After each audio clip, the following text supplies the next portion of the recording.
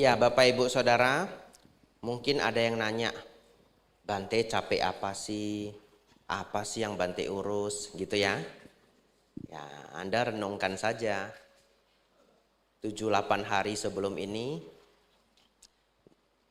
dari Jakarta ke Denpasar, dari Denpasar ke Medan, Medan ke Yogyakarta, terus ke Samarinda. Habis ini Balikpapan. Ya. Bapak Ibu Saudara, malam ini tidak ada topik. Habis energi. Ya, nggak ada topik. Oleh karena itu kita tanya jawab saja. Biasanya kalau saudara-saudari kasih pertanyaan yang bagus, 1-2 pertanyaan saya sudah semangat lagi. Ya. Jadi kelas Dharma hari ini nasibnya ada di tangan Anda. Nah, Anda tanyanya ndak bagus, ya kelasnya ndak bagus, jangan salahkan saya ya. Ada di tangan Anda. Tapi sebelum itu, saya ingin kasih 2 pesan ya. Baru kita tanya jawab. Habis tanya jawab, selesai, saudara-saudari pulang, saya istirahat ya. Besok mudah-mudahan energi sudah full lagi ya. Baik. Pesan malam ini ada 2. Lihat angkat mic aja udah 2 tangan, lihat. Ya. Sudah lemah, letih, lesu, lapar, lunglai. Saudara-saudari, ada 2 pesan sangat bagus. Anda dengarkan baik-baik. Yang pertama, ini boleh Anda jadikan moto hidup ya. Ya, Anda harus moto hidup utama, Anda harus. Tapi moto hidup Anda yang kesekian. Ya. Yaitu apa? Penyesalan selalu datang terlambat. Ingat ya. Ulang ya. Penyesalan selalu datang terlambat. Oleh karena itu, nasihat-nasihat Sang Buddha itu sudah benar. Sudah benar. Kadangkala kita yang belum mau mengambilnya. Ya. Ini sangat percis kalau kita mundur umur 20, umur 18. Masih bandel-bandelnya, betul ya? Berapa banyak sudah nasihat yang kita sudah lewati, tapi kita bandel. Kita nggak mau dengar. Ya. Bapak Ibu Saudara, ketika membaca buku Dharma, tidak perlu jauh-jauh, Manggala Sutta saja. Ya. Itu banyak sekali sebenarnya hal yang umat Buddha belum lakukan. Cukup banyak. Oleh karena itu, penyesalan selalu datang terlambat. Salah satu bulir yang saya sangat suka adalah mudah dinasehati adalah berkah utama. Ya. Kalau sulit dinasehati oleh orang yang benar-benar lebih pinter, benar-benar lebih berpengalaman, tapi kita tidak mau ambil, kita tidak mau renungkan, ya kita bisa rugi. Contoh ya, masih umur 29 atau 28, masih galak-galaknya. Contoh aja ya, nggak ada orangnya ya, nggak ada orangnya. 28, 29, galak-galaknya. Kita dikasih nasihat oleh seseorang yang umurnya sudah 50, anaknya 4, anaknya baik semua, keluarga harmonis. Dia datang ke kita. Kamu, janganlah. Suamimu capek-capek pulang rumah, baru pulang rumah. Kamu omeli 2 jam. Jangan begitu, kasihan. Kalau sehari dia tahan. Kalau setahun bagaimana? Enggak lah, enggak usah campuri urusan rumah tangga saya. Bante tahu apa? Bante aja enggak berumah tangga. Tadi contohnya sih bukan saya. Tiba-tiba plot twist ya. Ya, plot twist itu artinya ceritanya ganti tiba-tiba. Ya, tadi ceritanya AI sebelah rumah ya. Umur 40, 50-an, anaknya sudah 4. Begitu ya? Ya, kasih nasihat. Umur 29. Kamu janganlah begitu. Kok saya lihat kamu marahin istrimu terus? Seminggu berapa kali? Janganlah begitu, kasihan. Misalkan ya sabar sedikit. Sabar itu ditambah tahun ke tahun. Nanti kalau retaknya kecil itu enggak nampak. Ya, lama-lama jadi pecah. Contohnya apa Bapak Ibu? Lonceng. Contohnya itu lonceng, ya. Ternyata di sini enggak ada lonceng ya. Depannya, ya saya tidak tahu kalau yang di sini. Kalau di Wiaramendut itu ada lonceng agak kuno. Tapi ya itu bukan lonceng tua. Ukurannya segini ya. Kalau lonceng itu pakai diameter gantung. Kalau yang pernah Pak Baja tahu, itu suara paling menjengkelkan di dunia ini. Nah, ya. Teng teng teng teng teng teng teng teng teng teng teng teng teng. Berapa kali? Yang sudah Pak Baja? 5 ya kalau bangun pagi ya. Kalau nggak salah ya. Teng. Wah, itu menjengkelkan sekali. Anda belum tahu yang belum Pak Baja. Beneran. Tidur jam 10, belnya itu jam 4. Ya, 4 atau 4.30. Beda wihara, beda waktu. Ya. Lalu biasanya kita nggak mau bangun. Karena meditasi jam 5. Ada space 1 jam ya.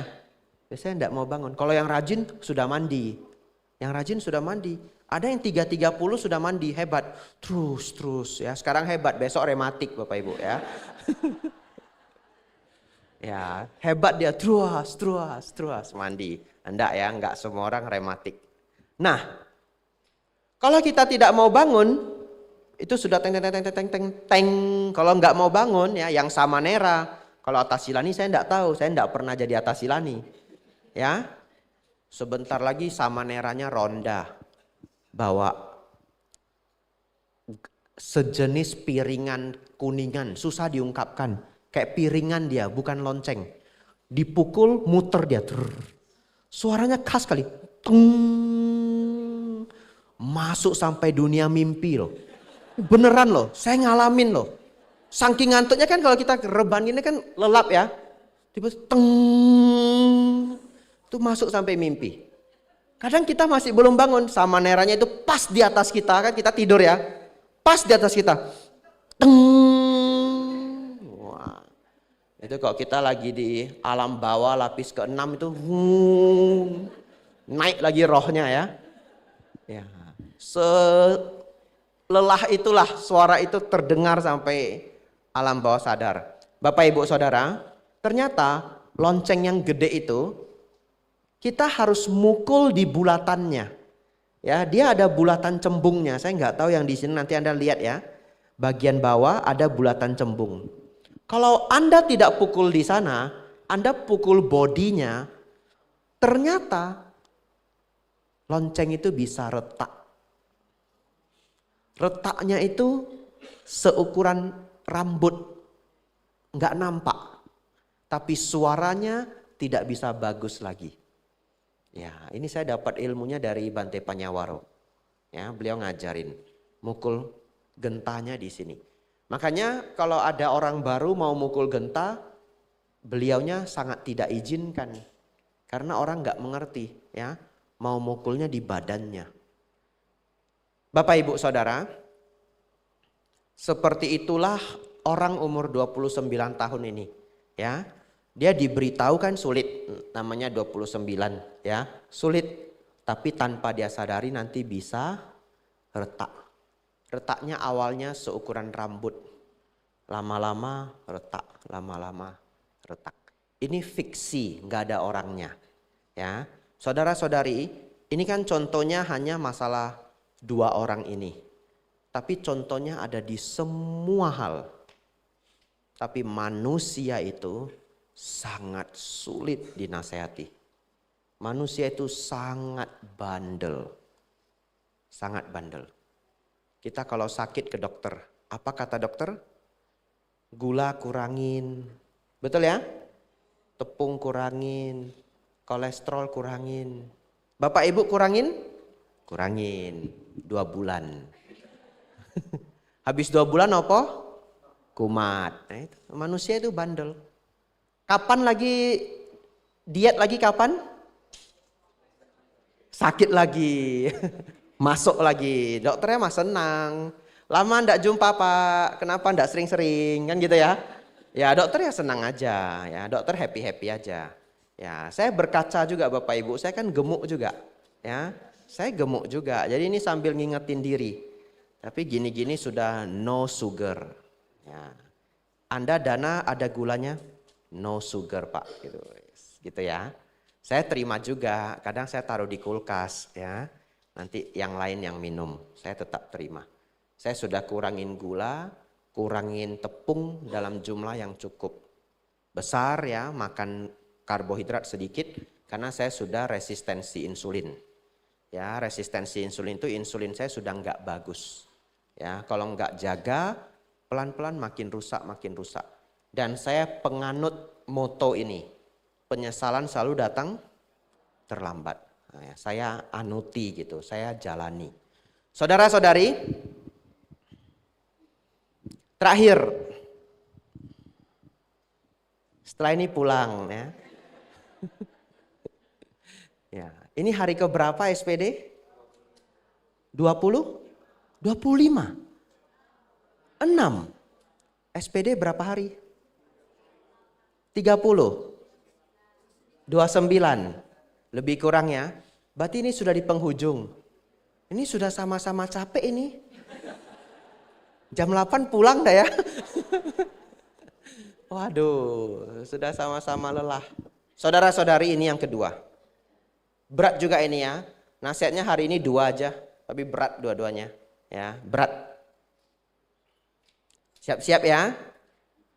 Bante, satu aja hidup saya sudah berat Bante. Tolong Bante. Nomor 2. Ini nasihat mahal. Nasihat mahal. Ya, buka hati Anda untuk mendengarkan nasihat ini. Jangan bangga dengan sifat buruk kita. Titik. Jangan bangga dengan sifat buruk kita. Emang ada Bante yang bangga sama sifat buruk? Ada. Saya buktikan ya. Contoh. Nah ini biar saya lah jadi korban, enggak apa-apa lah. Ya, tunjuk yang lain kan enggak boleh. Saya lah jadi korban.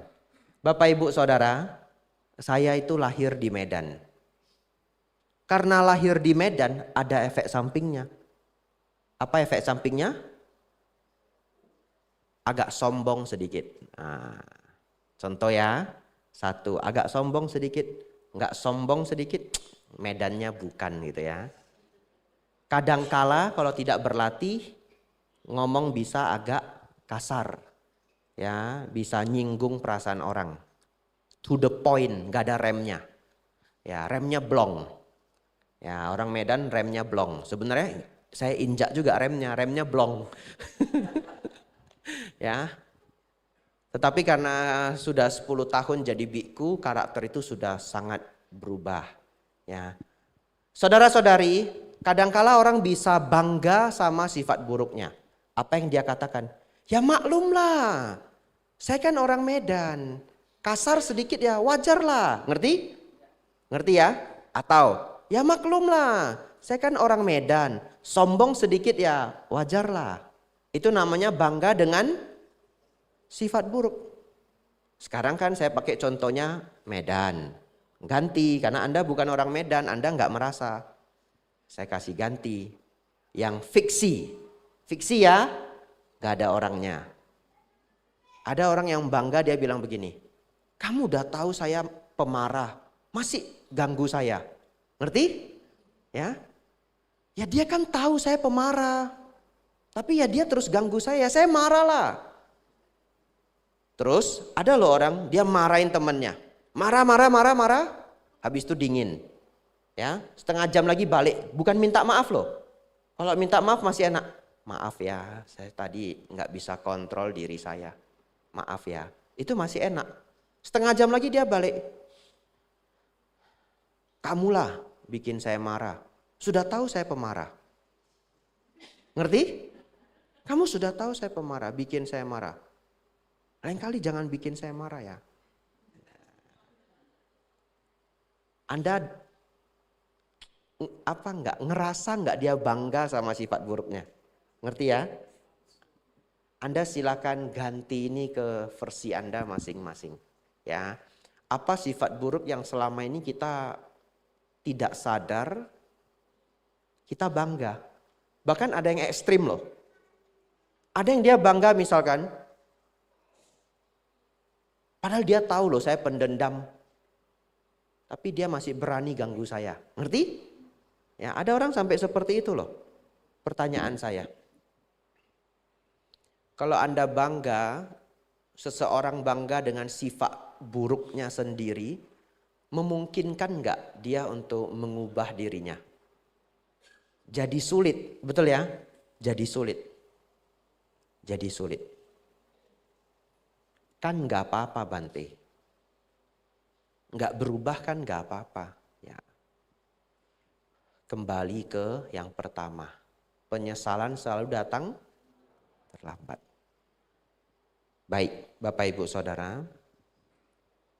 Ini fiksi ya.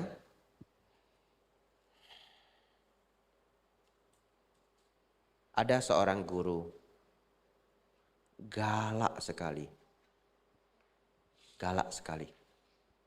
Murid salah sedikit habis. Kena marah habis-habisan. Di depan umum lagi. Tidak mau peduli. Marah saja, tidak mau peduli. Dan itu berlangsung sudah bertahun-tahun.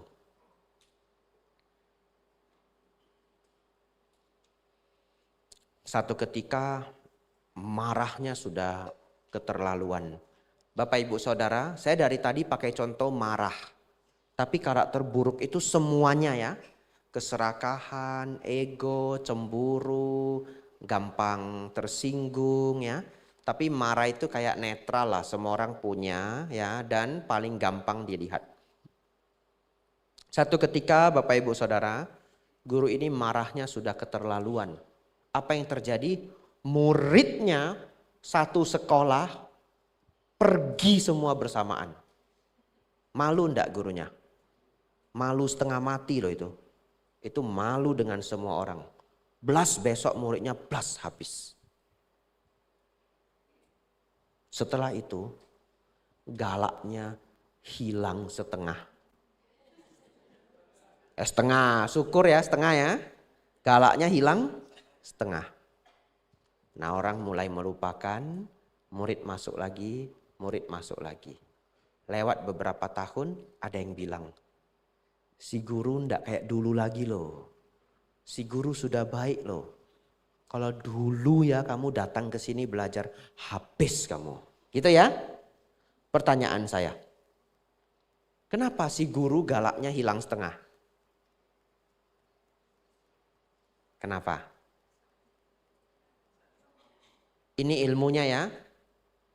Ini ilmu ketiga hari ini, habis. Ilmu saya habis. Sudah kena batunya. Sudah kena batunya. Anda silakan tanya orang umur 50-an karakter buruknya hilang setengah. Tanya dia. Ya, contoh. Kamu kan dulu ini, kayaknya saya lihat kamu dulu boros ya. Senang judi juga. Kok nggak pergi main lagi? Kapok saya.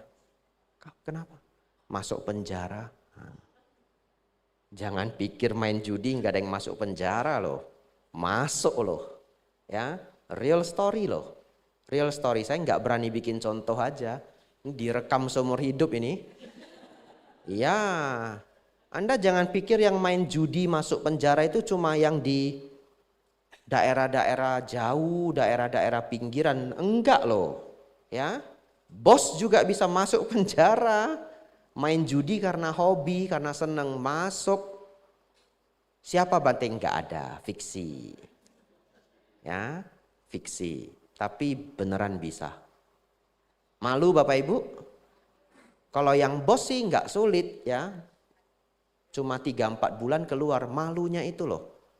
Ya, apalagi pas di dalam itu pas Imlek. Semua orang nyari. Ngerti maksud saya? Setelah keluar tobat enggak? Kenapa? Sudah kena batunya. Diajak aja enggak mau. Tarik pakai tali enggak mau. Seret enggak mau. Saudara-saudari, ini ilmu ketiga. Sudah kena batunya. Tapi kalau keledai, ini harus hati-hati ini, apalagi udah capek ini, bisa jadi kedelai. Ya, harus hati-hati. Tadi saya mikir nih pakai energi otak. Habis ini beberapa joule ini energi saya. Kedelai atau keledai ya? Mikir sebentar. Beneran ini? Ya. Keledai katanya tidak jatuh ke lubang yang sama 2 kali. Kalau jatuh ke lubang yang sama 2 kali, katanya peribahasanya lebih tidak pintar dari keledai. Lanjut. Kalau orang pintar Bapak Ibu tidak mengulang kesalahannya. Orang pintar, ya. Tapi Anda jangan berhenti jadi orang pintar. Lanjut lagi jadi orang bijaksana. Apa itu orang bijaksana? Yang belajar dari kesalahan orang lain. Ngerti? Masa Anda mau udah jatuh dulu baru tobat? Betul ya? Lihat kesalahan setiap orang. Kalau Anda pinter, setiap ngobrol sama orang yang pengalamannya lebih banyak, ambil ilmunya. Ambil ilmunya. Begitu dapat nasihat, renungkan. Saya enggak bilang ambil semuanya praktekkan. Enggak. Pulang, renungkan baik-baik. Terutama orang yang lebih tua. Ya, kita diingatkan sesuatu, masukin ke kepala. Serius, masukin ke kepala. Ya, itu orang bijaksana. Saudara-saudari, itu yang ingin saya sampaikan malam hari ini. Yang pertama, penyesalan selalu datang terlambat. Yang kedua, jangan bangga dengan keburukan diri sendiri. Berjuang Bapak Ibu, berjuang. Semua sifat buruk harus kita kurangi pelan-pelan. Kenapa saya pakai kata pelan-pelan? Karena saya tahu sulit. Ya, kalau Anda cenderung galak, kurangi galak Anda. Anda cenderung serakah, kurangi serakah Anda. Anda cenderung sombong, kurangi sombong Anda. Setahap demi setahap. Yang ketiga, karena sudah kena batunya. Semoga saudara-saudari yang di sini semua jangan nunggu sampai kena batunya. Jangan. Anda harus jadi orang bijaksana. Nasihat yang mana Bante? Semua nasihat Sang Buddha. Jam 8 pas. Ya. Silakan kita tanya jawab saudara-saudari supaya semangat semuanya. Mau tanya apa saja boleh ya, mudah-mudahan bisa dijawab. Ya, Bapak baju merah silakan. Setelah itu Ibu ya, silakan. Yang jadi pertanyaan saya malam ini adalah mengenai suta yang pernah disampaikan oleh Sang Buddha Gotama. Pada saat itu Sang Buddha ditanya oleh seorang pertapa atau apa gitu ya, saya lupa.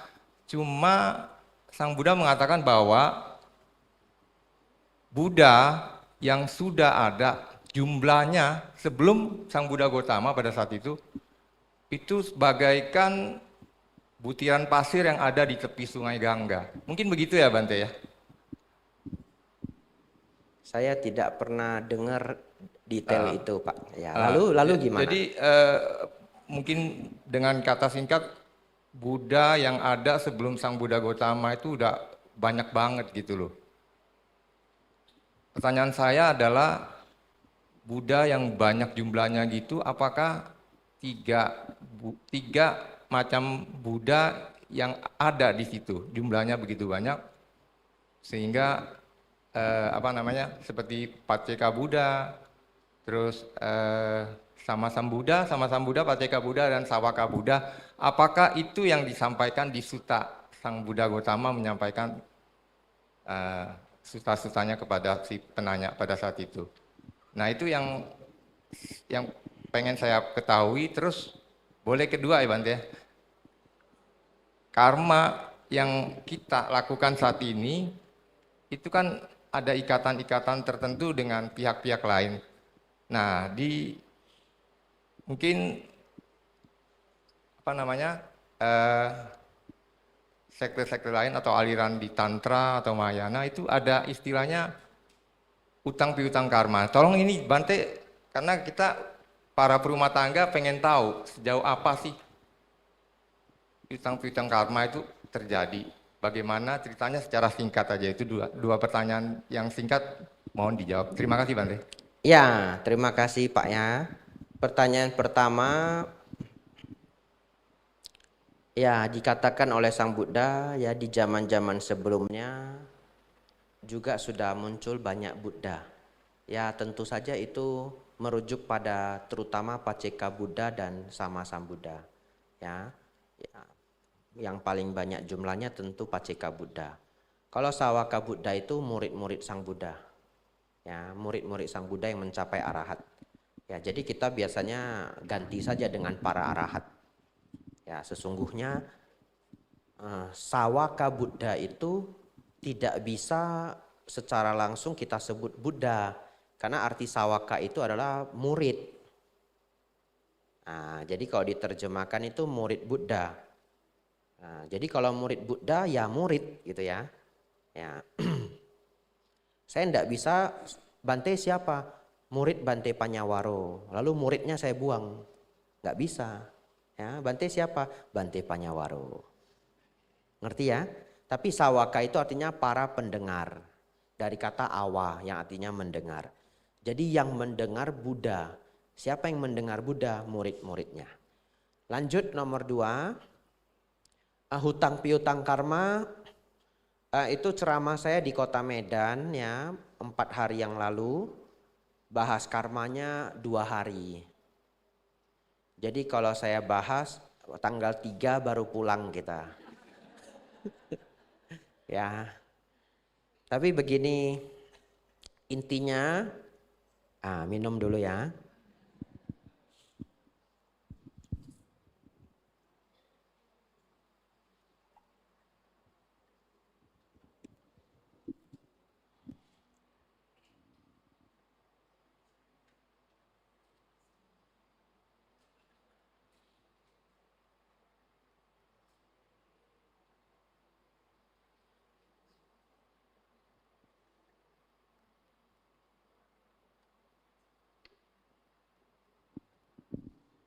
Baik,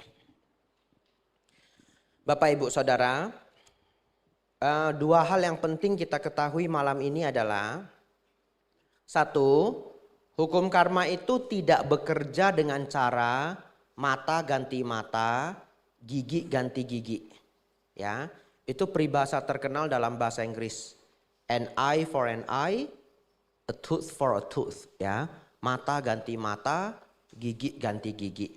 Hukum karma tidak bekerja seperti itu. Jadi ini yang harus Anda ganti malam hari ini di pikiran Anda. Contoh, kalau seseorang senang membunuh, katakanlah dia membunuh binatang ternak, ya. Apakah kelak dia akan dibunuh setiap hari? Tidak.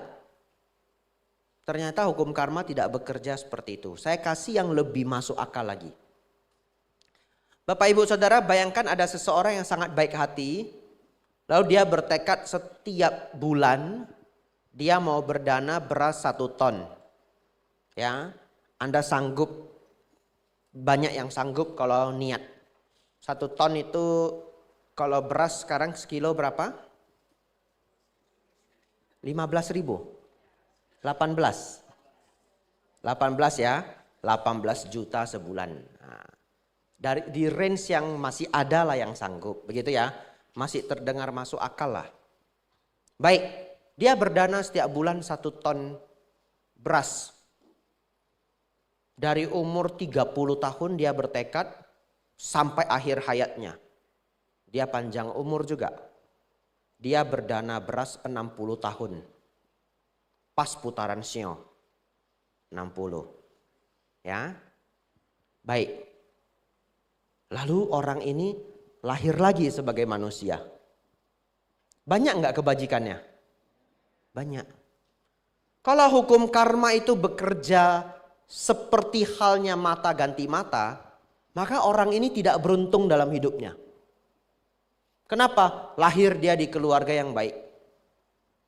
Pergi ke sekolah, lihat temannya punya kotak pensil bagus, tas bagus, pulang. Mak, saya mau minta itu kotak pensil bagus sekali. Emaknya kasih beras. Ini karma dia cuma beras.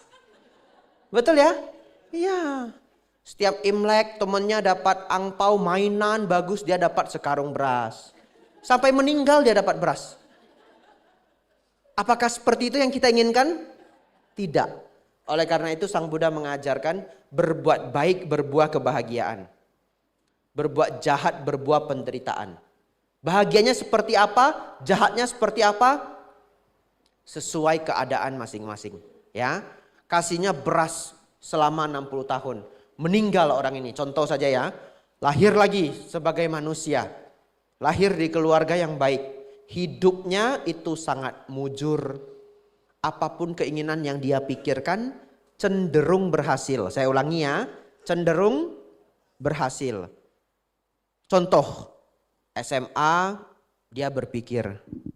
Pengen ya saya masuk di SMA favorit. Tapi susah, ya, yang daftar banyak sekali. Ikutlah ujian. Yang pinter juga banyak, yang nilai bagus juga banyak, ya. Terpilih. Begitu ya. Itu berkat apa? Salah satunya berkat beras yang lampau, ya. Lalu dia kepikiran lagi, wah, lagi tren motor ya. Pengen punya motor. Pulang ke rumah, bilang sama orang tua, "Pak, saya mau minta motor itu limited edition." Ya udah beli, nah, udah toh setengah terkabul, setengah kasih duit. Tapi limited edition, rebutan. Satu Indonesia cuma keluar 200 unit, rebutan. Ya, coba aja beli, pesen online. Keluar dapat, ya toh. Itu berkat apa? Beras, ya. Nah, jadi saudara-saudari, ketika dia sakit ya, sebentar aja sehat gitu, jarang sakit, badannya kuat. Kenapa? Karena selama dia berdana beras, beras itu menjadi kebahagiaan yang beraneka ragam juga. Maksudnya apa? Contoh. Ada satu keluarga ya, orang tuanya mau bayar uang sekolah anaknya aja sulit. Uang pas-pasan. Tiba-tiba dapat beras 1 karung besar. 20 kilo lagi dia dapatnya. Wah, seneng banget. 2 bulan lebih nih gak usah beli beras. Uangnya bisa untuk bayar uang sekolah. Gak kepikiran toh? Ya itu adalah beras. Tapi bisa jadi uang sekolah. Keluarga ada yang sakit dapat beras. Gak usah beli beras lagi. Jadi bisa berobat ke dokter. Jadi saudara-saudari, hari ini Anda harus paham bahwa hukum karma itu tidak bekerja seperti balas dendam, ya. Jadi kalau ada orang yang menjahati kita, tolong Anda jangan pakai konsep saya hutang karma sama dia. Jangan. Kalau Anda tahu dia pembawa malapetaka, Anda tahu dia pembawa masalah, hindari dia. Ada orang jadi salah paham. Kenapa enggak mau hindari dia? Enggak Bante, saya mau karma saya cepat-cepat habis. Ngerti? Saya hutang karma sama dia Bante. Kalau hari ini saya pergi sama aja. Nanti kelahiran yang akan datang ketemu lagi. Ini belajar dari buku kitab suci yang mana? Sang Buddha enggak ngajar begitu. Sang Buddha ngajarnya asewana cak balanang. Pandita nancak sewana. Jangan bergaul dengan orang bodoh, bergaul dengan orang bijaksana. Sudah tahu dia jahat, sudah tahu dia bodoh secara dharma. Bodoh secara dharma itu tidak suka berbuat baik ya. Jangan deket-deket dia. Sudah tahu dia high conflict person. Apa itu high conflict person? Orang yang banyak konflik. Ya, Anda coba cari di lingkungan Anda. Ada loh orang yang banyak konflik. Dia sama siapa aja konflik, hebat. Kalau ada kejuaraan dunia, menang dia. Tapi dia nggak sadar loh. Ya, dia nggak sadar. Yang dia sadar adalah semua orang keliru. Sebenarnya siapa yang keliru? Dirinya. Ya, kalau Anda pulang dari sini duduk renungkan, iya ya, saya sama mama konflik, papa konflik, istri konflik, anak 4 konflik, tetangga kiri kanan konflik. Kata Bante Abijato, saya mungkin orang yang high conflict person, manusia banyak konflik. Sembarangan beliau. Begitu ya? Oh, iya. Enak aja. Saya ajak ribut juga besok, gitu ya. Yang salah siapa? Abijato. Kalau sampai begitu pemikirannya itu sudah lengkap lah sudah. Super high conflict person. Ya, super tambah lagi. Sembarangan. Besok nggak mau saya SPD lagi. Ya, lengkap sudah. Ada orang begitu mungkin ya. Nah, tapi coba Anda renungkan. Semua kiri kanan atas bawah. Saya kok konflik semua ya. Nah, lalu Anda ingat tadi. Jangan bangga dengan sifat buruk kita. Mulailah terbuka hati kita. Iya ya. Kayaknya saya orangnya konflikan. Nah, itulah start yang terbaik. Itulah alasan Anda datang ke wihara. Setelah itu bagaimana? Bagaimana saya supaya tidak lagi sering konflik? Apa sih yang mau saya pelajari? Jalan mulia berunsur 8. Pikiran jadi lebih harmonis, ucapan harmonis ya, perbuatan harmonis. Nah, tiba-tiba dia ingat, enggak Bante, saya enggak ribut sama semuanya. Ada satu saya enggak ribut, orang rumah saya. Siapa? Dogi saya. Si Liao ya. Amsyong. Ya. Oleh karena itu sesungguhnya konsep hutang karma itu tidak diajarkan Sang Buddha. Itu berkembang di masyarakat. Ya. Kalau Anda berpikir ada hutang karma, nanti Anda berpikir harus bayar dia. Ya, tidak. Yang Sang Buddha ajarkan adalah segera lenyapkan penderitaan yang ada. Jauhi penderitaan, ya, jauhi hal-hal bodoh, hal-hal yang jahat. Tidak ada yang namanya hutang. Jadi kalau ada orang menjahati Anda berulang-ulang, Anda jangan bilang Anda hutang karma. Anda bilang saja karma buruk saya berbuah, titik. Tapi bisa enggak Bante, dulu saya yang jahatin dia? Memang bisa juga. Tapi tidak 100% ya. Bisa saja dulu kita jahatin dia, sekarang dia gantian, bisa saja. Tapi tidak selalu 100% ya. Ya, itu jawabannya Pak ya. Terima kasih banyak. Ya, Ibu silakan. Terima kasih Bante. Sama-sama. Ya, semoga Bante sehat Bante. Saya lihat jam terbang Bante sangat padat. Saya berapa hari yang lalu kan dengar ceramah Bante di YouTube. Saya baru tahu tanha itu kan keinginan jahat yang membuat kita menderita. Dan keinginan baik itu canda kan. Itu saya baru tahu Bante istilah itu. Yang ingin saya tanyakan Bante, keinginan yang timbul dalam diri kita itu meskipun jahat, mungkin di dalamnya ada kebaikan, ada niat baik. Karena kita sendiri kan belum bersih dari kekotoran batin. Tapi niat baik, mungkin bagi kita niat baik. Tetapi itu baik bagi kita, belum tentu baik untuk orang lain kan. Bisa terjadi gitu juga kan Bante. Maksudnya dengan demikian kita yang masih banyak kekotoran batin ini bagaimana tahu keinginan itu sebetulnya kadang-kadang kesannya baik. Tapi belum tentu betul-betul baik. Tergantung dari tingkat kebijaksanaan kita kan saat itu. Nah, sedangkan kita lihat keinginan itu juga selalu kalau enak kan cenderung jadi melekat, selalu melekat. untuk memotong di kemelekatan itu loh Bante, yang agak saya susah melihat kadang-kadang. Kadang-kadang tahu, oh ini harus di-cut, tapi kadang-kadang kebablas. Dan gimana kita supaya aware keinginan ini agar jangan terlalu berlebihan, sehingga penderitaan ini juga tidak sebanyak dulu Bante. Makasih Bante. Ya, baik ya, saudara-saudari semua. Kalau kita cerita karma, maka yang kita ceritakan itu hanya niat. Ya. Niat baik artinya karma baik. Niat buruk artinya karma buruk. Tetapi niat baik belum tentu berdampak baik. Niat baik belum tentu berdampak baik.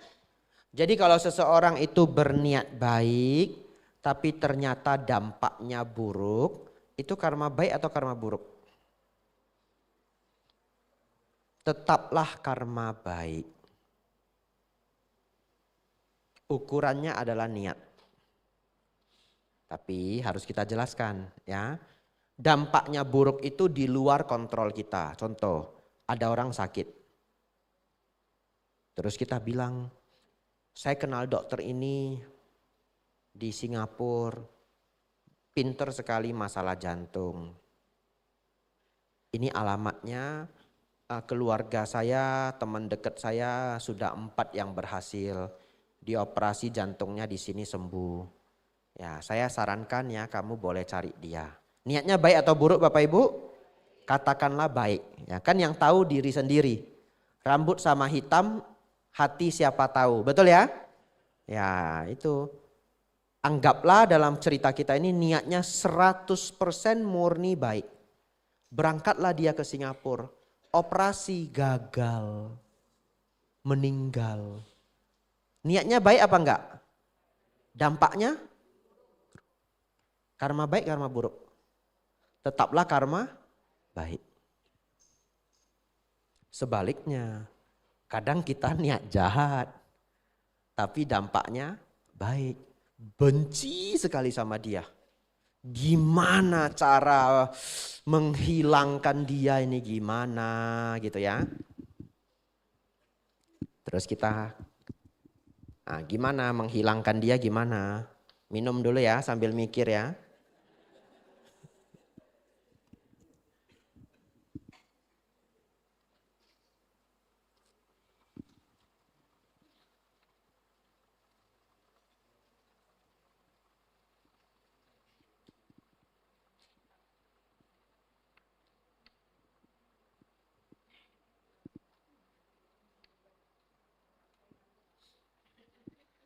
Kenapa kalau capek kita cepat haus ya? Nanti kita tanya ChatGPT ya. Baik, akhirnya setelah dipikir, ketemu caranya. Bagaimana melenyapkan dia. Kita bilang begini, saya kasih tahu kamu ya. Kamu jangan lama-lama di sini. Coba kamu renungkan. Kayaknya orang tua kamu juga enggak begitu peduli sama kamu. Sayang sama koko kamu. Koko kamu dikasih tanah. Cici kamu dapat toko. Kamu dapat apa?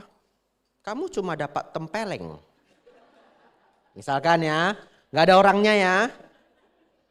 Saya saranin. Kamu ke Australia aja. Kamu berjuang di sana. Jangan pulang. Gak ada harapannya kamu di sini. Berangkat aja. Padahal Anda sudah lihat. Dia dapat warisan paling besar. Ya. Cuma orang tuanya sudah tulis. Atau sudah bertekad. Akan dikasih kalau dia tobat. Misalkan dia masih ada bandel-bandelnya. Misalkan ya. Lalu kita tahu. Kita anak angkat. Kalau dia tidak ada, warisan jatuh ke kita sebagian. Misalkan ya, kayak drama-drama sedikit ya.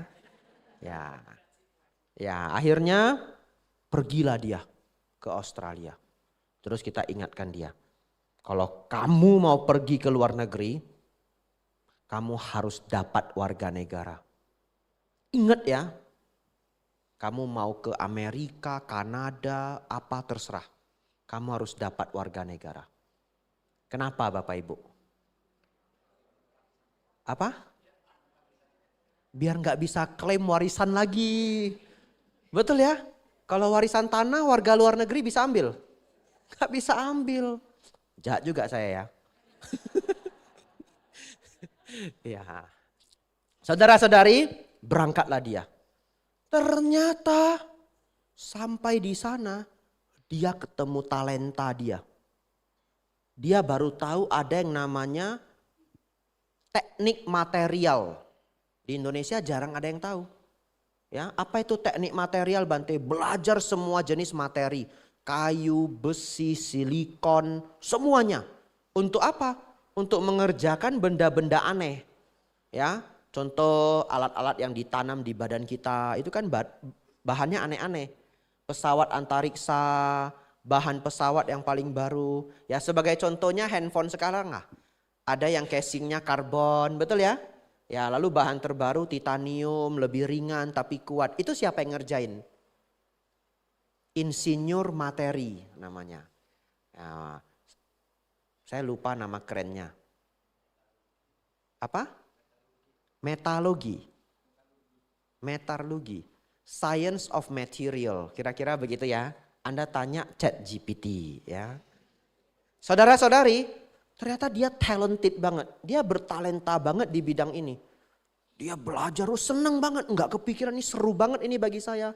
Ya, belajar karet. Kalau dipanasin jadi begini. Didinginin jadi begini. Helm yang paling baru. Yang mahal-mahal itu bisa anti hantaman. Kan begitu-begitu ya.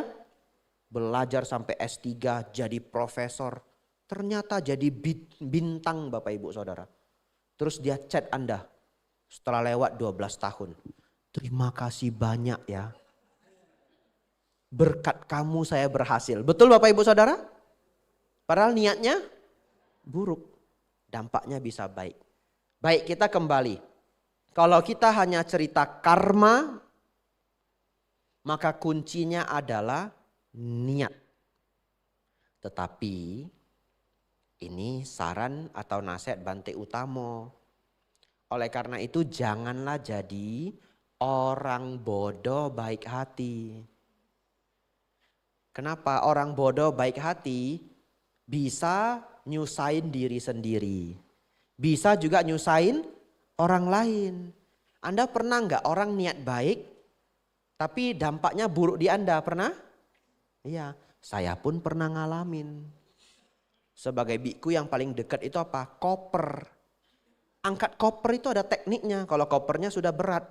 Kadangkala kalau cuma satu handle patah dia. Kalau handlenya kurang bagus. Ya.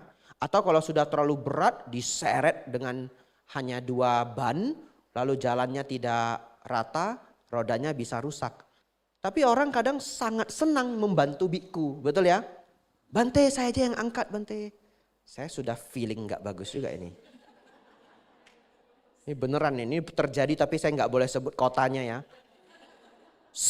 Dapat wangsit. Ini bisa rusak loh ini. Saya nggak tega saya.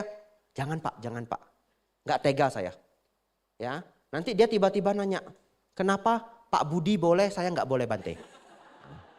Bingung loh Anda jawabnya. Nggak mungkin saya jawab. Pak Budi kan jual koper, kamu kan enggak. Kan enggak mungkin. Tapi saya sudah feeling. Ya bisa rusak ini kalau dia yang angkat. Karena otak saya itu berpikir cepat sekali Bapak Ibu. Cukup cepat lah, tidak secepat komputer tapi cukup cepat. Sudahlah, iya Pak. Dia angkat setengah jalan patah.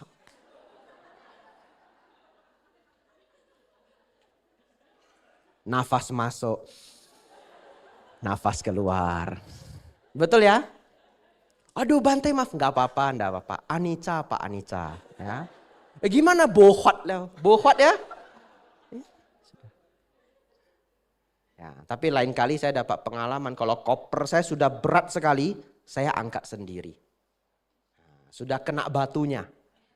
Iya, begitu maju saya angkat. Bante saya berat Pak, berat, nanti encok. Nah, saya aja yang angkat. Nah itu ilmunya ya. Ya saudara-saudari jadi lupa pertanyaannya. Ya itu ya Bante Utamo mengajarkan kalau berbuat baik itu bijaksana. Kata bijaksana itu memang belajarnya lama. Begitu ya. Bijaksana bagi diri sendiri, bijaksana bagi orang lain. Ya. Anda juga jangan membantu sampai hidup Anda sendiri hancur. Ingat itu ya. Selalu ada batasnya. Ya. Batasnya itu tidak merugikan diri sendiri dan makhluk lain. Baik itu syaratnya 4. Bermanfaat bagi diri sendiri, bermanfaat bagi orang lain. Tidak merugikan diri sendiri, tidak merugikan orang lain. Saya ulangi. Bermanfaat bagi diri sendiri, bermanfaat bagi makhluk lain. Tidak merugikan diri sendiri, tidak merugikan makhluk lain. Terakhir, saya ada satu pepatah bahasa Thailand. Mau saya ungkapkan tapi agak-agak kurang tega. Ya. Begini peribahasanya. Aduh tapi kasar ini ya. Peribahasa Bapak Ibu ya jangan salahkan saya ya. Ya. Kun ngo ya kayan. Kun ngo ya kayan. Itu. Sampai jumpa. Ya. Kun ngo ya kayan. Artinya apa? Orang bodoh jangan rajin. Aneh ya? Ini pepatah di Thailand. Maksudnya kalau nggak ngerti itu jangan kerajinan. Kalau nggak ngerti diem aja. Ya, saya nggak ngerti audio, ya diem aja. Ya, jangan nanti suara saya tidak bagus, ada umat nggak ngerti audio, tapi dia mau bantu. Wah, dia otak-atik semua, ya. Nanti yang ngerti datang dia juga jadi bingung. Ini ngaturnya gimana? Nah itu ada istilahnya dalam bahasa Thai. Kun ngo ya kayan, orang bodoh jangan rajin. Dulu waktu saya masih belajar di Wat Bowon, ada satu bante. Baik sekali bantenya, sangat baik, sangat baik. Karena sangat baik saya sebut namanya enggak apa-apa. Namanya Luang Ta Sarut. Ya, Luang Ta itu kakek, bante yang udah tua. Tapi dia enggak setua itu, umur masih 50-an. Ya, Luang Ta Sarut, baik sekali. Dia ke murid itu baik sekali. Saking baiknya muridnya itu enggak ada takut-takutnya sedikit pun. Ngerti? Tapi kadangkala itu jadi kerajinan. Nah nanti kalau sudah mau ngelakuin sesuatu muridnya rajin banget. Enggak ada takut-takutnya. Kalau guru galak kan takut. Ngotak-ngati ini ngotak-ngati itu. Keluarlah mantra bantenya. Kun ngo ya kayan. Mama nang nilai. Kun ngo ya kayan. Agak kasar ya kalau diterjemahkan ya. Orang bodoh enggak usah rajin. Orang bodoh nggak usah rajin, duduk. Tapi orang Thai nggak marah karena itu peribahasa, ngerti ya? Nggak ngebodohin siapa nggak, karena itu peribahasa. Kun ngo ya kayan, kun ngo ya kayan. Saya waktu pertama kali dengar terkejut saya.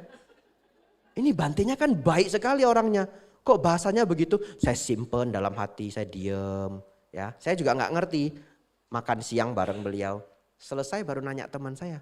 Tadi beliaunya kok bilang kun ngo, orang bodoh. Kok kasar begitu? Teman saya ketawa. Enggak, pen samniang peribahasa. Kun ngo ya kayan, orang bodoh jangan rajin. Jangan dipakai di Samarinda ya. Saya sudah mencium ini, ada beberapa orang sudah hafal. Pasti besok dia pakai. Kun ngo ya kayan.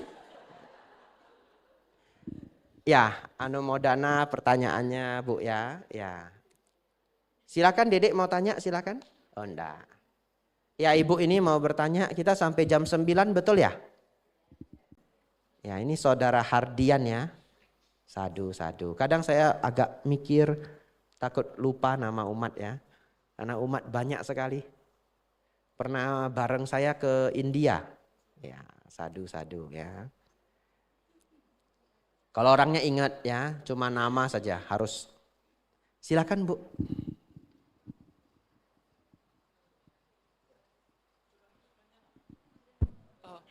Bante, Namo Buddhaya. Namo Buddhaya. Sebenarnya saya takut-takut juga nanya karena generasi saya kalau nanya itu langsung nanya gitu.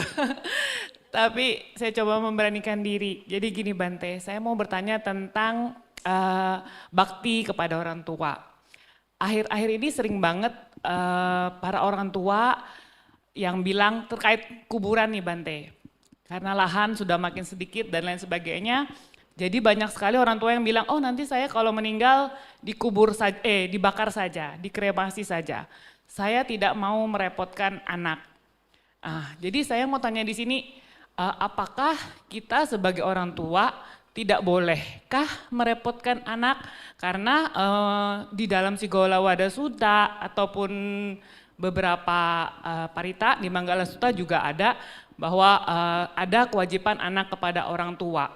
Kalau misalnya orang tua tidak boleh merepotkan anak dalam hal kremasi seperti itu, maksudnya untuk terus datang ke kuburan saat cengbeng, kenapa di agama Buddha ada kewajiban anak kepada orang tua? Sekian Bante, terima kasih jawabannya. Ya kalau ditanyakan apakah orang tua tidak boleh merepotkan anak, ya jawabannya boleh. Tapi dia enggak mau. Betul ya? Ya jawabannya boleh, tapi beberapa orang tua enggak mau. Nah saya lanjut lagi, apa enggak boleh orang tua pakai uangnya anak? Boleh, ada loh orang tua enggak mau pakai uangnya anak. Apalagi kalau dia punya tabungan. Anaknya transfer, enggak dia sentuh loh. Tapi dia happy. Lalu setelah meninggal kita baru bingung lah. Yang saya kasih semua enggak dipakai. Lalu muncul pertanyaan, apa enggak boleh orang tua pakai uangnya anak? Jawabannya, boleh. Tapi dia enggak mau. Itu personal. Kalau personal kan tidak ada jawabannya. Itu pribadi masing-masing. Ya, jadi kalau kita dapat orang tua yang tidak mau merepotkan anak, ya itu pribadi dia. Terus kita harus bagaimana Bante? Ya kita yang rajin sendiri. Rajin memberikan walaupun mereka tidak minta, ya. Tetapi pinter-pinterlah melihat psikologi mereka. Ya, ada yang kayak marah banget juga beneran ada, ya. Ada orang tua yang bahkan nggak mau ditraktir anaknya, sampai nggak usah beli gini-ginian lagi ya. Kalau beli lagi saya marah loh ini ya. Ya, Anda cari apa yang dia nggak marah, ya.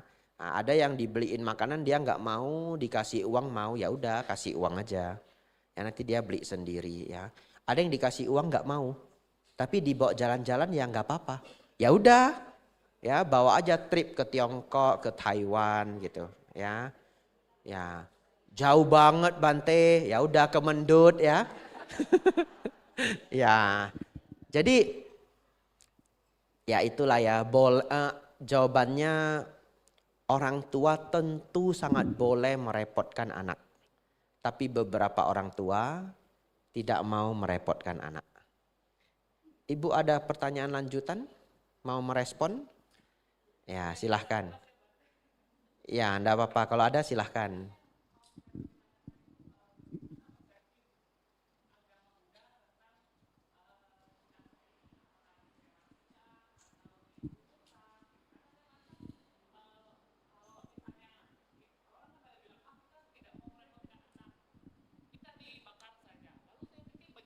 Agama lain yang mengharuskan jenazah itu mereka percaya bahwa jenazah sebaiknya dikubur. Apakah berarti orang tua di agama tersebut egois dong semuanya karena merepotkan anak? Kayak gitu. Jadi saya menurut agama Buddha bagaimana sih sebaiknya itu? Karena biasanya kalau lagi tren kebetulan di keluarga saya setiap kali cengbeng pasti ujungnya repot lah, beginilah, begitulah, kita dibakar sajalah biar tidak usah merepotkan anak gitu. Jadi saya mau tanya itu sih Bante. Jawabannya kalau kita cerita agama lain, agama yang mana? Karena agama itu puluhan sampai ratusan. Ya, yang kita tahu di Indonesia itu kan hanya 6 sampai 7. Jadi kalau kita belajar lebih banyak agama, ya ternyata cara untuk melepaskan tubuh mati itu juga sangat beragam, ya. Nah, begini, kalau kita cerita agama mayoritas karena kita di Indonesia, ya, yaitu dikubur. Tetapi sistem mereka berbeda dengan sistem di orang Tionghoa misalkan ya. Ada sistem di mana kalau makam yang sudah lama itu sudah turun boleh ditimpa. Sehingga satu tanah itu bisa digunakan untuk beberapa orang. Nah, hal seperti itu kan nggak ada di tradisi Tionghoa. Ya, baik, tapi saya akan jawab bagaimana sebenarnya dalam Buddhis, Bante. Dalam Buddhis itu bahkan tidak dibahas oleh Sang Buddha. Artinya silahkan menurut kultur masing-masing. Nah, kalau Sang Buddha bagaimana? Sang Buddha dikremasi. Sang Buddha sendiri dikremasi. Ya, dan umumnya para biku semua dikremasi. Kalau dikatakan dikremasi itu tidak menuntut kesibukan, sebenarnya belum tentu juga. Ada orang dikremasi, taruh di tabung Gucci, tapi keluarga tetap datang setahun sekali, kan begitu ya. Di tempat yang sudah tempat penyewaan. Nah, jadi lalu yang kedua, kalau dikubur kenapa merasa repot? Kalau dikubur kenapa merasa repot? Merasa repot itu karena tradisi Tionghoa, bukan karena dikuburnya. Tradisi Tionghoa apa? Harus ada kuenya, harus ada buahnya, harus ada ayamnya, ada pekciu, ada bakar-bakarnya. Itu nggak ada hubungan sama dikubur. Itu adalah ritualnya, betul ya? Nah, bagaimana kita secara Buddhis? Kalau misalkan dikubur, tapi misalkan kelak seseorang, jangan saya ya. Nah, seseorang ya, dia minta dikubur, tapi dia Buddhis. Dia bisa bilang ke anaknya, "Nak, nanti kami dikubur aja. Tapi setiap tahun gak perlu sembahyang repot-repot. Datang aja baca parita, papa mama sudah senang." Simple toh? Ya, Buddhis boleh meminta begitu. Ya, mau dikubur boleh, mau dibakar boleh ya. Lanjut supaya enggak galau. Jangan berpikir. Satu lagi, anak juga umat Buddha jangan berpikir kalau cara pelepasan tubuh mati itu salah, nanti yang meninggal bisa masuk ke alam rendah. Enggak ada hubungannya. Ya. Seseorang itu jatuh ke alam rendah ataupun naik ke alam yang tinggi itu 100% dari karma selama hidup, dari perbuatannya selama hidup. Ya, di ceramah saya di tempat lain seperti batu dan minyak. Kalau batu dilempar ke sungai dia pasti tenggelam. Mau didoakan 100.000 orang pun batu tidak bisa terapung. Sebaliknya kalau minyak kita siram ke sungai atau danau dia pasti terapung. Dicaci maki oleh 100.000 orang pun minyak itu tidak bisa tenggelam. Seperti itulah orang yang sudah mengerti hukum karma. Kita tahu setiap orang yang hidup ini akhirnya akan jatuh ke alam yang rendah karena berbuat jahat, naik ke alam yang tinggi karena kebajikan. Nah, lebih ekstrim lagi, kalau orang Tibet meninggal bagaimana? Hah? Hari ini hari apa? Nah, biar agak seram sedikit ya. Kayaknya tahun-tahun yang lalu Kamis juga. Saya sering dapat Kamis di sini ya. Bapak Ibu Saudara tahu nggak kalau di Tibet gimana? Bukan cuma dikasih burung, dicincang dulu. Oh, iya, ini beneran dipotong. Nah, serem ya. Nah, yang penasaran nanti coba cari di YouTube. Nggak tahu ada apa enggak. Tapi kalau habis nonton nggak bisa tidur jangan chat saya ya. Tanggung jawab masing-masing. Ya, kayaknya juga nggak ada rekaman videonya, kayaknya ya. Ya, saya baca ada ya. Nah, betul. Nah, foto Anda bisa dapat foto. Nggak usah kirim ke saya fotonya. Saya juga nggak takut sama sekali nggak takut ya. Cuma maksudnya jangan kirim ke saya itu jangan ngerepotin. Bante, gara-gara Bante saya nggak bisa tidur. Tapi itu juga yang menyebabkan pengobatan di Tibet sangat maju. Pengobatan tradisionalnya. Karena setiap tubuh mati itu mereka potong. Jadi setiap orang yang ada sakit apa mereka bisa lihat dalamnya. Kayak apa. Ya, jadi pengobatan Tibet itu termasuk yang sangat terkenal. Saudara-saudari, kalau karena itu bisa jatuh ke alam neraka, wah, tidak beruntung sekali orang Tibet, betul ya? Jadi kita mau mati dalam keadaan apapun, tubuh kita tidak ada hubungannya dengan kelahiran yang akan datang. Ini adalah berita sangat baik kepada Anda semua. Karena banyak sekali orang yang takut, kalau saya mati, kalau saya Bante sudah mati, kalau nggak ada yang doakan gimana ya? Ngerti? Tidak. Kelahiran kita yang berikutnya nggak ada hubungannya. Kita didoakan oleh siapa, didoakan seperti apa, didoakan sepanjang apa, nggak ada hubungannya. Jadi itu kabar baik untuk Anda semua, ya. Banyak-banyak berbuat kebajikan. Terima kasih pertanyaannya, Bu ya. Ya, bagaimana? Apa? Boleh. Sudah habis? Nggak apa-apa. Satu pertanyaan terakhir. Nah, 2 munculnya ya, 3 ya. Boleh, semua boleh bertanya, saya jawab agak singkat terakhir. Silakan Bapak dulu yang ini, sebelah kiri.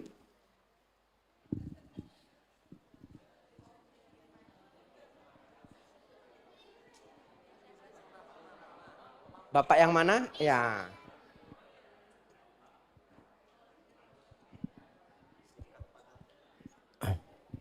Terima kasih Bante. Perkenalkan nama Sama-sama. saya Padma Bante. Siapa namanya Pak? Padma. Pak Padma. Ya, Bunga Ya. Terate Bante. Iya, sadu-sadu. Sebenarnya ada beberapa pertanyaan yang saya sampaikan, tapi untuk besok aja Bante. Yang lain. Cuman gini Bante, ini kan hari ini hari pertama Bante. Hari apa? Hari pertama Bante ya, untuk sesi SPD tahun ini. Ya. Jadi mungkin kami ingin tahu barangkali Bante, seperti Sang Buddha kan ada yang melatari kenapa seorang menjadi Buddha gitu. Bolehkah Bante menceritakan sedikit tentang kehidupan Bante atau apa yang memberikan yang melatar belakangi Bante sehingga mengambil kehidupan sebagai seorang Babajita. Terima kasih Bante. Terima kasih ya.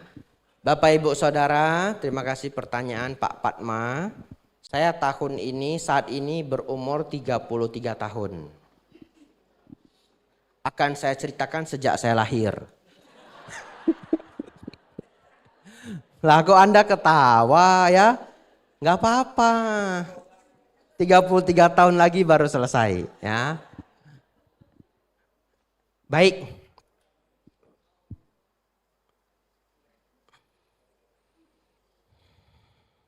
Kalau menceritakan latar belakang hidup saya, sepertinya tidak mampu Pak.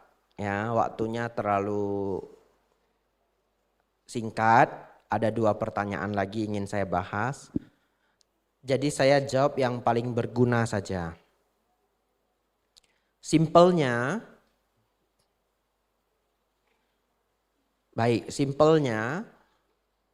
dari kecil memang sudah ada beberapa keanehan.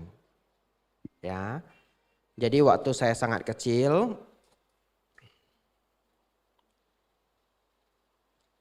akong saya meramal pakai buku Tongsu ya. Sangat dipercayai oleh orang Tionghoa.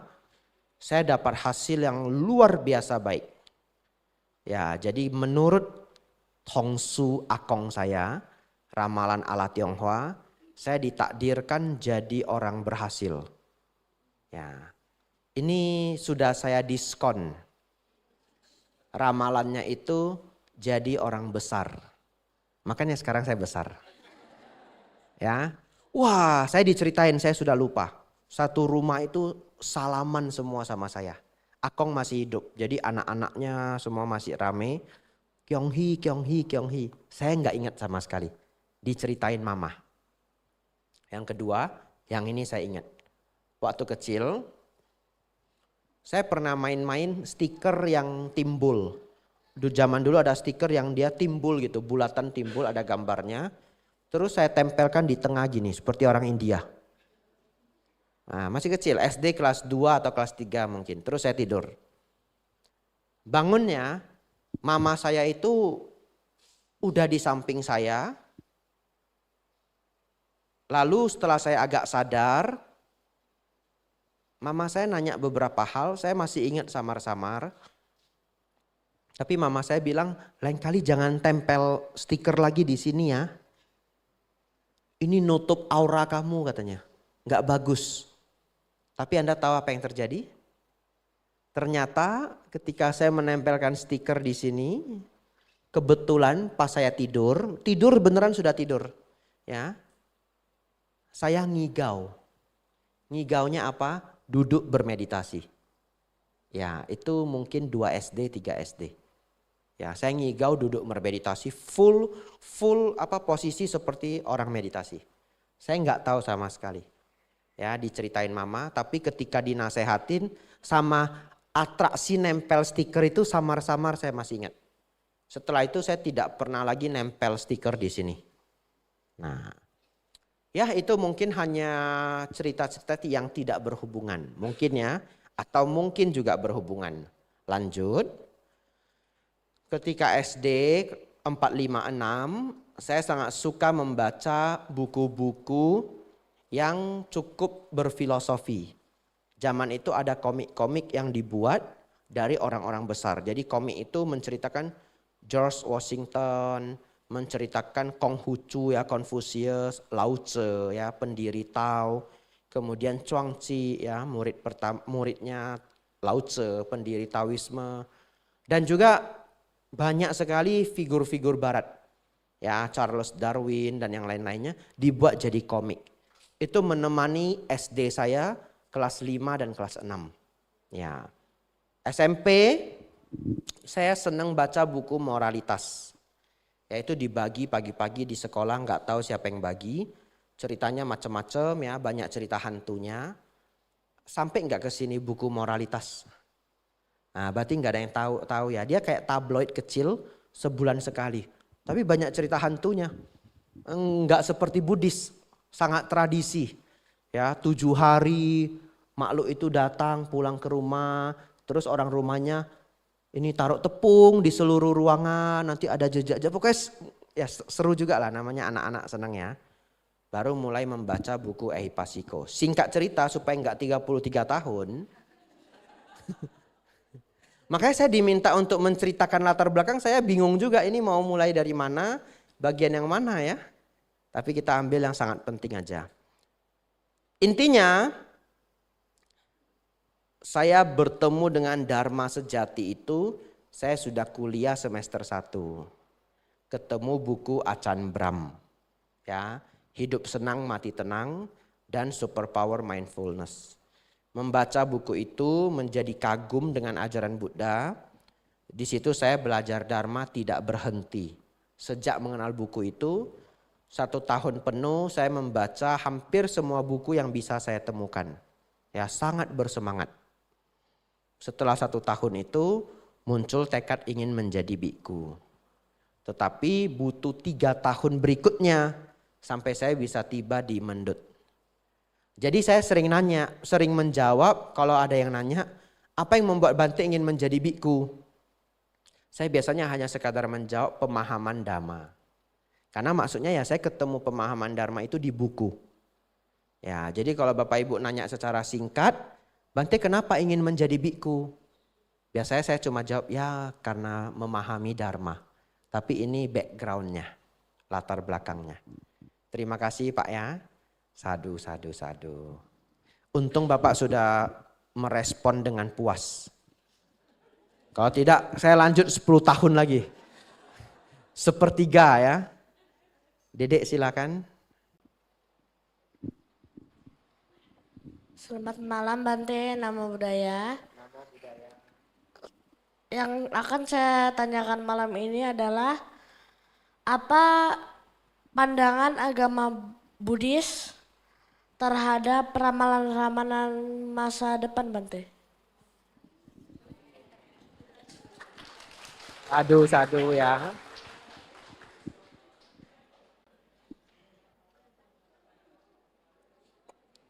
Ya, ramalan dalam pandangan agama Buddha itu 1, tidak pasti tepat. Ya, jangan percaya semua ramalan. Ramalan itu tidak pasti tepat. Kalau kita sangat mudah percaya ramalan, kita juga bisa dibohongin orang. Ya, seseorang mengatakan saya ramalin kamu begini, begini, begitu, begitu. Siapa yang tahu? Dia beneran tahu atau dia enggak tahu, kita juga enggak tahu. Yang kedua, kalaupun ramalan itu tepat, secara Buddha Dharma tidak mesti terjadi. Kenapa? Karena kehidupan kita selalu berubah. Saya diramalkan 5 tahun lagi meninggal, contoh. Tapi setiap hari saya berbuat kebajikan, ya, ada karma baiknya, itu akan mengubah nasib saya. Ya, jadi secara dharma kita diramalkan pun itu tidak mesti terjadi. Oleh karena itu, ramalan dalam agama Buddha itu kedudukannya tidak kuat. Nah, ini kelas berapa? Kelas 4 SD. Nah, karena kelas 4 SD saya turunin bahasanya. Apa artinya kedudukannya tidak kuat, Bante? Artinya tidak terlalu penting. Begitu ya. Yang penting apa, Bante, kalau begitu? Yang penting berbuat baik, jangan berbuat jahat. Ya, pikirannya yang baik-baik, yang positif-positif. Terima kasih. Sadu, sadu, sadu. Ibu di belakang ya satu, silahkan Bu, penutupan Bu.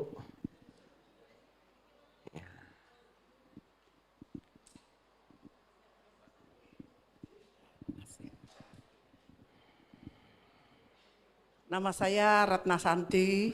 Ya, Bu. Selamat malam Bante, Namo Selamat Buddhaya. malam, Namo Buddhaya. Sebenarnya saya juga agak segan bertanya karena Bante menyampaikan kondisi Bante sekarang sangat lelah, capek.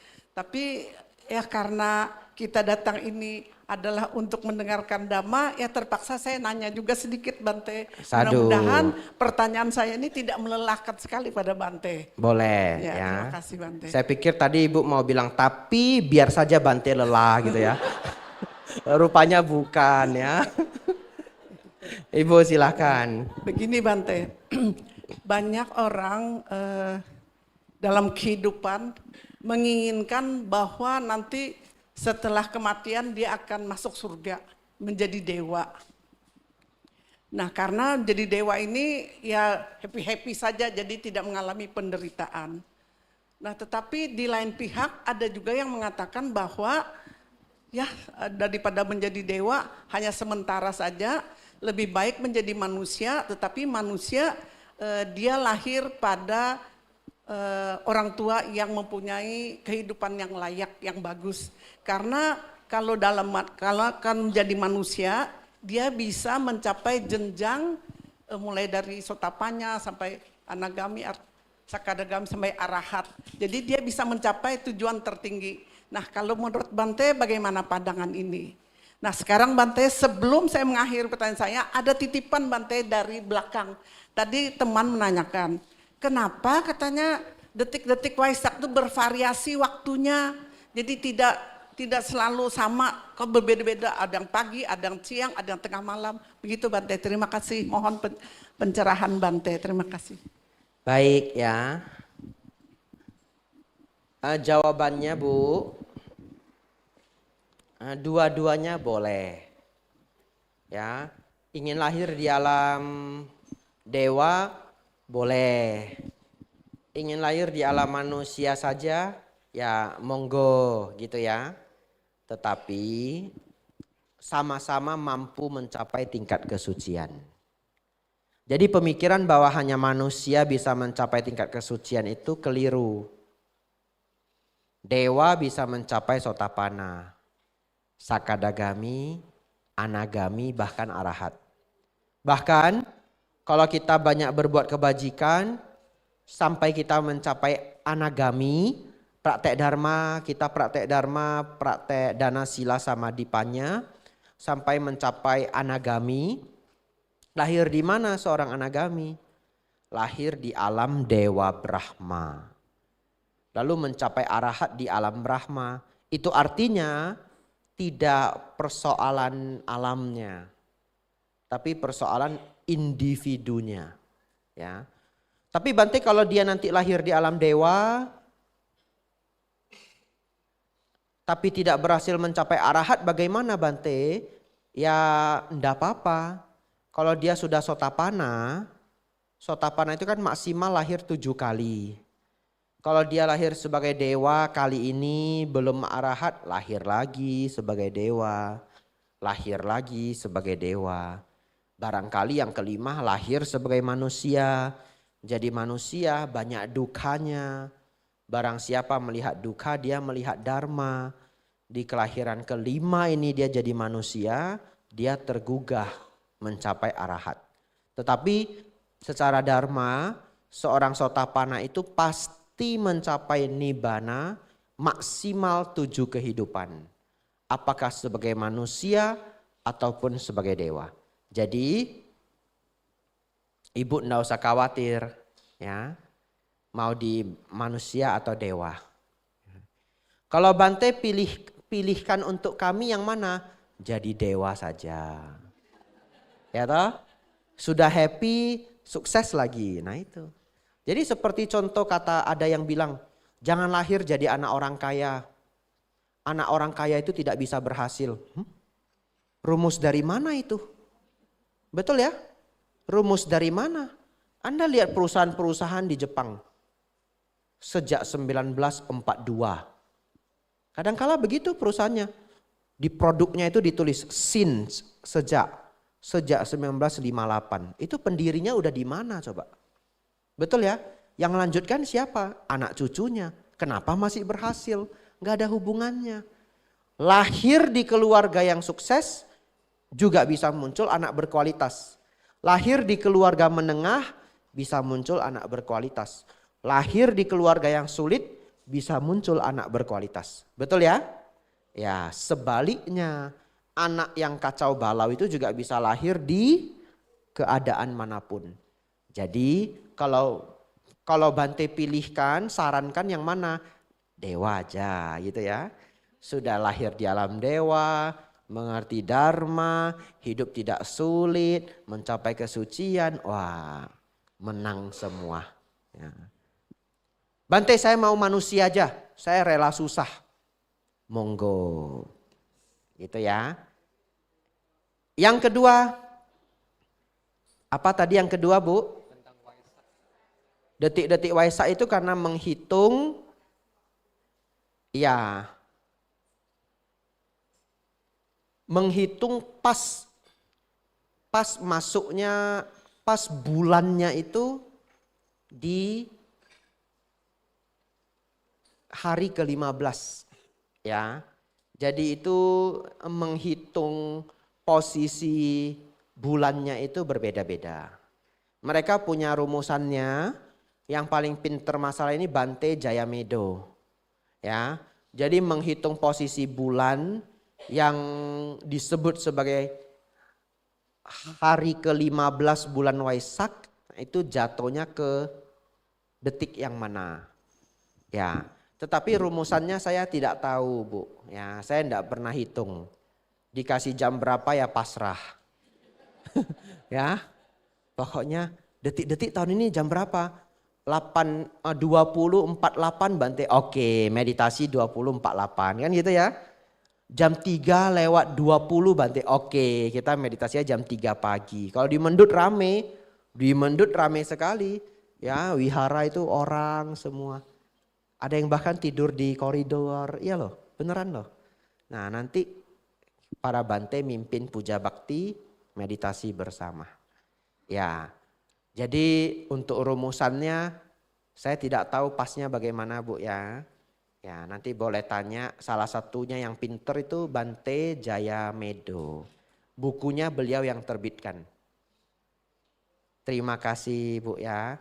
Matur nuwun, jam 9 lewat sedikit ya. Sabe sata bawantu sukitata. Semoga semua makhluk hidup berbahagia. Sadu, sadu, sadu.